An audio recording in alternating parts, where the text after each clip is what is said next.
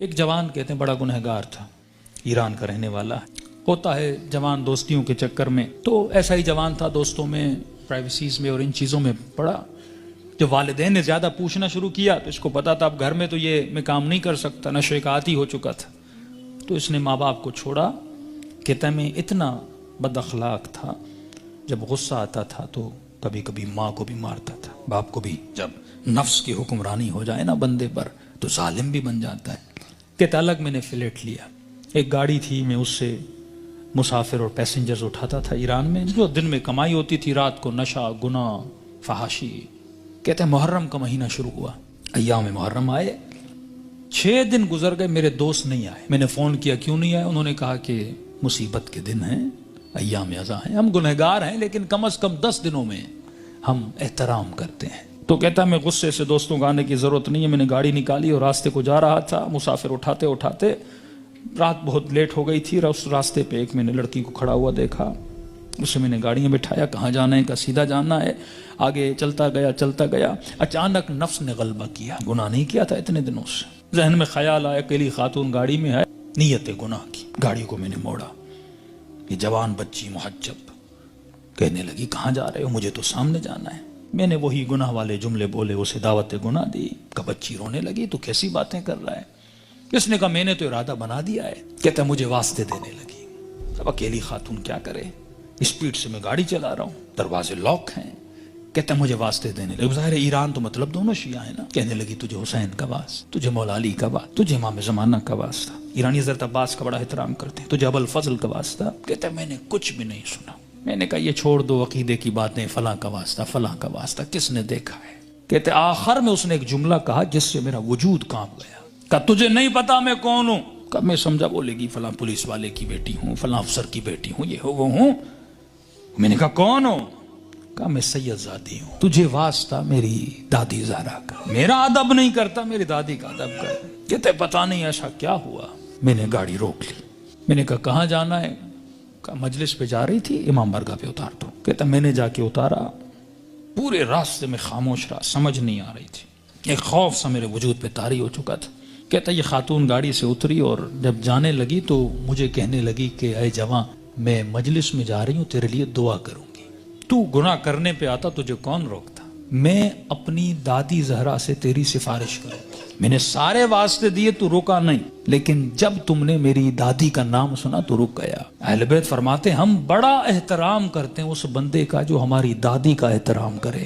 یہ جوان کہتا ہے میرے وجود میں گویا ایک انقلاب سے، ایک عجیب سی سچویشن تھی، بس دل کر رہا تھا میں روں۔ کہتا جہاں میں نے اس کو اتارا تھا وہ میرا محلہ تھا، میرے ماں باپ کا گھر تھا، کئی عرصے سے میں آیا نہیں ان کو دیکھنے کے لیے۔ میں نے کہا اس بہانے سے جاؤں ماں باپ سے مل کے آؤں۔ کہتا اب جیسے میں نے کچھائی کی تو اچانک ذہن میں خیال آیا، اب پاورفل ہوا، میرا روح پاورفل ہوا، نفس کمزور ہو گیا، میں نے نفس کو مارا، اس کے گلے کو گھونٹا اور میں نے اپنے روح کی آواز کو سنا تھا۔ اب اچانک میرا روح پاورفل ہوا، میں گھر کی طرف گیا، گھر کا دروازہ کھولا، اندر گیا، گھر میں کوئی نہیں تھا۔ کہتا میں نے ٹی وی کھولا، اتفاق سے ٹی وی پر ایک ایرانی ذاکر کربلا کے مسائل پڑھ رہا تھا۔ کہتا میں سن بھی رہا تھا، رو بھی رہا تھا، اور اچانک جب میں نے چینل بدلا تو جنت البقیع دکھایا جا رہا تھا، سیدہ کی ٹوٹی ہوئی قبر دکھائی جا رہی تھی، اور ذاکر بتا رہا تھا کہ نبی کی بیٹی اتنی مظلوم ہے کہ اس کی قبر کا کوئی نشان بھی نہیں ہے، ہمارے گھروں پر بھی چھتوں کا سایہ ہے لیکن نبی کی اولاد کی قبروں پر کوئی سایہ نہیں ہے۔ اس نے سارے مسائل پڑھنا شروع کیے، اتنے درد بھرے مسائل، کہتا میرا دل پھٹنے لگا جب میں نے سنا اتنی بہترامی نبی کی بیٹی کی۔ تو کہنے لگا سیدہ میں اتنا بڑا گنہگار ہوں لیکن میں نے آپ کی بیٹی کا احترام کیا، ایسے تھے جنہوں نے نبی کی بیٹی کا احترام نہیں کیا۔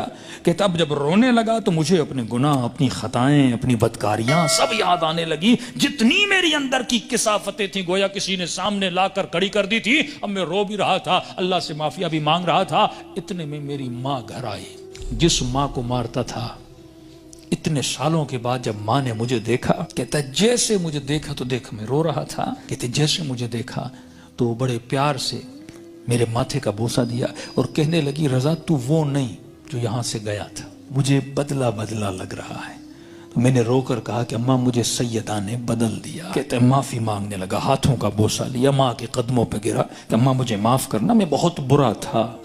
جب میں زیادہ رونے لگا تو ماں نے کہا بیٹا یہاں نہیں رو، امام بارگاہ میں مجلس ہو رہی ہے، معصوم کا فرمان ہے کوئی بھی دنیا کی مصیبت آئے نا ایسے نہ رویا کرو، بیوی چھوڑ کے جاتی ہے، بچے بدتمیزی کرتے ہیں، رزق میں پریشانیاں آتی ہیں، بندے کا دل کرتا ہے روم، کہتے ایسے اپنے آنسوؤں کو ضائع نہ کیا کرو، ذکر حسین کو یاد کیا کرو، مصیبت اہل بیت کو یاد کیا کرو، ان آنسوؤں کی قیمت بڑی ہے، ان کو ایسے ضائع نہ کیا کرو، غم حسین میں، مناجات خدا میں، توبہ میں بہایا کرو۔ تو ماں نے کہا حسین کی مجلس میں جاؤ، کہتا ہے اتنے سالوں کے بعد جب محلے میں گیا تو محلے داروں نے دیکھا ارے وہ جوان جو اتنا گمراہ تھا آج ذکر حسین میں رو رہا ہے، اس کی زندگی میں انقلاب بپا ہو گیا۔ کہا کہ جب سے گیا، اس کی ماں کہتی ہے یہ خادم بن گیا حسین کا، یہ عزاداروں کے برتن دھوتا، کبھی جوتیاں بناتا، کبھی وہاں پہ ان کے لیے چائے رکھتا، دن رات خدمت کر رہا ہے کہ پورے محلے نے گواہی دی کہ یہ اس سے سچا عزادار ہم نے دیکھا نہیں ہے۔ کہتے ہیں 1-2 مہینے گزرے، ایک قافلہ بنا کربلا جانے کے لیے، تو لہٰذا اس قافلے سالار جو تھا، مسجد کا ہیڈ بھی تھا، پریزیڈنٹ بھی تھا، اس نے اسے بلایا کہ رضا ادھر آ، ایک جوان کو ہمارے ساتھ چلنا تھا جو ہیلپر تھا لیکن وہ بیمار ہو گیا ہے، میں اتنے دنوں سے سوچ رہا تھا کسے لے کر جاؤں اس کی جگہ پر، اچانک ذہن میں خیال آیا تجھ جیسا نیک جوان ہے، اسے لے جاؤں حسین کی زیارت پہ۔ کہتا جیسے میں نے سنا میں رونے لگا، میں نے کہا مولا حسین کچھ دن نہیں ہوئے آپ کے قافلے میں آیا ہوں، اتنی جلدی آپ نے مجھے اپنی زیارت پہ بلا لیا۔ کہا مولا حسین کی زیارت کی، توبہ کی، واپس آیا، پھر ایک قافلہ حج کے لیے نکلا۔ کہ رضا قافلے والے اور محلے والے بول رہے ہیں جب تک یہ جوان چلے گا تو ہم چلیں گے، کیونکہ ہم نے اس سے اچھا خادم نہیں دیکھا، اس سے اچھا محبت کرنے والا نہیں دیکھا۔ کہ تب تو پاؤں سے زمین نکل گئی کہ سیدہ اپنے بیٹے کی زیارت بھی کروائی، اب اپنے جنت البقیع بھی مجھے بلا لیا۔ کہ اتنا بڑا شرف مجھے ملا، گویا زندگی بہار بن چکی تھی۔ جب سب کچھ کر کے واپس آیا، اس کے محلے کا ایک نیک متقی پرہیزگار تاجر تھا، بزنس مین تھا، وہ اس کے باپ سے ملا، کہنے لگا کہ میں اتنے دنوں سے دیکھ رہا ہوں ایک جوان میں اتنا انقلاب آ جائے، مجھے سمجھ نہیں آ رہا، مطلب یہ ارادے کا اتنا مضبوط ہے، یہ اور بن چکا ہے، میں چاہتا ہوں کہ اپنی بیٹی کا رشتہ اس سے کرواؤں۔ اس نے کہا کہ میں اپنے بیٹے کی گارنٹی نہیں دیتا، تجھے پتا ہے 4 مہینے پہلے کیا تھا اب کیا ہے، بات کرنی اس سے جا کر خود کر۔ اس کے پاس ہے، کہنے لگا رضا اپنی بیٹی دینا چاہتا ہوں لیکن ایک وعدہ دو۔ کہ کون سا وعدہ؟ کہ وعدہ یہ دو کہ پھر حسین کو چھوڑو گے نہیں، یہ دروازہ چھوڑ کے جاؤ گے نہیں۔